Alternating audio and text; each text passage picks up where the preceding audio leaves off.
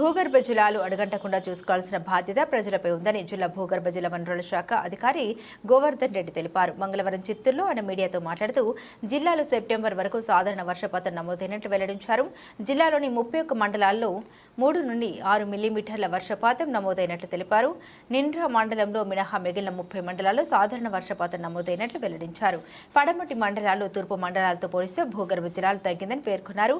రానున్న వర్షాకాలంలో వర్షాలు అధికంగా పడితే చెరువులు నదులు నిండుతాయని, లేకుంటే భూగర్భ జలాలు అడుగంటుకుపోతాయని తెలిపారు. గత 4 సంవత్సరాలుగా వర్షపాతం సాధారణం కంటే ఎక్కువగా నమోదైందని, ఏడాది మాత్రం సాధారణ వర్షపాతం నమోదైనట్లు గోవర్ధన్ రెడ్డి తెలిపారు.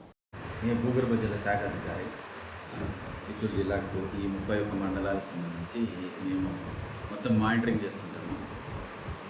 ప్రధానంగా భూగర్భ జల శాఖ ముఖ్య ఉద్దేశం ఏంటంటే మొత్తం జిల్లాలో నీటి వనరులు ఏ విధంగా పెరుగుతున్నాయి, ఏ విధంగా తరుగుతున్నాయి, వాటి ఎలా జ్యుడిషియస్గా వాడుకోవాలి, అంటే భావి తరాలకు మనకు రావాల్సిన ఈ నీళ్ళు అనేది ముఖ్యమైన ఇది కాబట్టి, వనరు కాబట్టి దాన్ని ఎలా వాడుకోవాలనే దాని మీద ప్రజల్లో అవగాహన కల్పించడానికి సో మేము ప్రతి జిల్లా ప్రతి మండలంలోనూ ఒక 2-3 బోర్లు వేసింటాం అనమాట.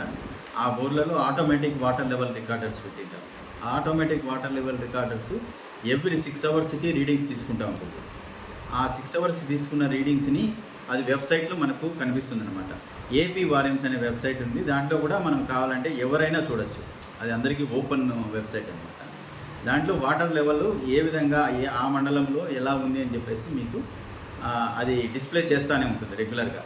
సో మేము దీనికి మనము ఆటోమేటిక్ వాటర్ లెవెల్ రికార్డర్ ద్వారా వచ్చిన వాటర్ లెవెల్ని, అలాగే రెయిన్ఫాల్ డేటాని రెండింటినీ మేము సమన్వయపరుచుకొని ఏ విధంగా వాటర్ లెవెల్ పెరుగుతుంది, ఏ విధంగా వాటర్ లెవెల్ తగ్గుతుంది మండలాల వారీగా, సో మనం ఎక్కడ ఏ మండలాల్లో తగిన జాగ్రత్తలు తీసుకోవాలి, సో ఈ విధమైన సమాచారాన్ని అటు సిపిఓ వాళ్ళకి కానీ, ఆర్డబ్ల్యూఎస్కు, ఇరిగేషన్కు, డ్వామా వాళ్ళకి, ఎందుకంటే దీనికి సంబంధించి ఈ మొత్తం అన్ని డిపార్ట్మెంట్, అగ్రికల్చర్ వాళ్ళు వీళ్ళందరికీ కూడా అనమాట, వీళ్ళందరికీ ఇది అవసరమే ఉంటుంది.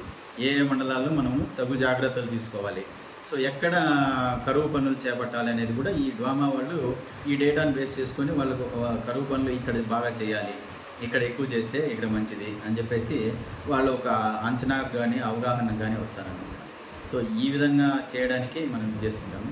ప్రస్తుతం ఉన్న పరిస్థితిలో మనకి ఏమవుతుందంటే నార్మల్ రెయిన్ఫాల్ అంటే 20% ఎక్సెస్ అయినా 20% తక్కువైనా కానీ నార్మల్ కంటే దాన్ని నార్మల్ రెయిన్ఫాల్ అని అంటాము. ఇప్పటి వరకు మనకు వచ్చేసి ఈ ఆగస్టులో తీసుకుంటే మనకు 306 mm పడింది అనమాట.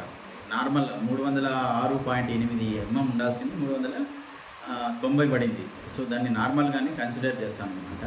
కొన్ని మండలాల్లో ఎక్కువ పడింది. ఇప్పుడు మీకు తెలిసి నగరి ఈ నెలలో ఎక్సెస్ రెయిన్ అంటే 61% ఎక్సెస్ రెయిన్ పడింది. సో ఇది జిల్లాకు మొత్తాన్ని కలిపి చెప్తున్నాను మీకు. మనకు డీపెస్ట్ వాటర్ లెవెల్స్ జనరల్గా కుప్పం ఏరియా, ఎస్పెషల్లీ గుడిపల్లి మండలము, కుప్పం మండలము, ఇవి అన్ని మండలాల కంటే కూడా చాలా డీపర్ వాటర్ లెవెల్స్ ఉంటుంది. నేను కాన్స్టిట్యున్సీల వారీగా తీసుకుంటే మీకు కుప్పం అనేది ఎక్కువ డీప్ అవుతుంది.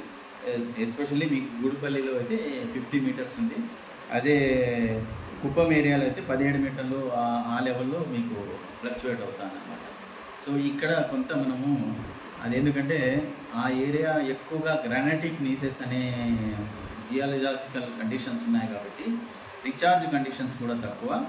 యాజ్ వెల్ యాజ్ మీకు ఏమవుతుందంటే అక్కడ వర్షపాతమే తక్కువ. ఓవరాల్గా నార్మల్ రెయిన్ఫాల్ కూడా వాళ్ళకి తక్కువ అనమాట. ఈసారి వాళ్ళకి కూడా 800 to 900 మీటర్స్ ఫీట్ వరకు వేస్తున్నారు.